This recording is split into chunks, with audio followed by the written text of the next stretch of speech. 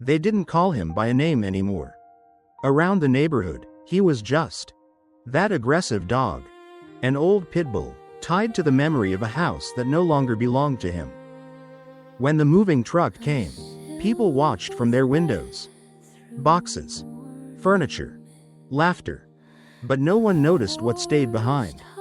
The house went quiet. The door never opened again. And the dog stayed. At first, he waited by the porch, sitting upright, ears alert, like he had been trained to do. Because once, waiting had always worked. Morning turned into afternoon. Afternoon into night. The bowl by the door stayed empty. The leash never moved. By the third day, he stopped barking. Not because he was calm, but because barking never brought anyone back. The neighbors noticed him slowly. They whispered, "He's still there? Isn't that dangerous?" I heard pit bulls turn aggressive when they're abandoned. So they crossed the street, pulled their children closer, closed their gates a little tighter. Fear grew faster than hunger, and hunger grew faster than hope. The dog's body thinned, but his eyes stayed fixed on the road, because somewhere inside him was a memory of a man who used to walk slowly beside him. An old man with shaky hands. A man who talked to him like a friend. Every evening. Same yard. Same bench. When the man disappeared, the world stopped making sense. Then one afternoon, something changed. Not a car. Not a voice he recognized. Just the sound of small footsteps.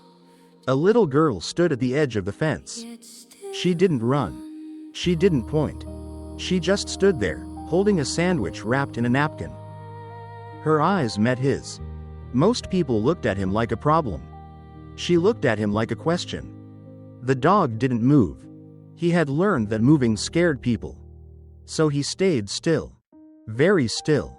The girl crouched down. Her hands shook a little. But she didn't step back. "My mom says you're mean," she said softly. "But she also says she's wrong a lot." She placed the sandwich on the ground, then slid it closer with her shoe. The dog waited. Not because he wasn't hungry, but because trust, once broken, heals slowly. She sat there until the sun dipped low. Until her name was called from across the street. She left without touching him. But the sandwich was gone. The next day, she came back with a bowl. The next day, water. Some days she talked. Some days she didn't. She told him about school. About how loud places made her chest feel tight. About how her dad used to sit in the car for a long time before driving away forever. The dog listened. He always listened. Because loneliness sounds the same, whether you walk on 2 legs or 4. Weeks passed. The dog no longer slept by the porch. He slept near the fence. Close enough to hear her footsteps. Close enough to remember how it felt to belong to someone. People noticed. She's going to get hurt. That dog is unpredictable. Someone should call animal control. One morning, they did.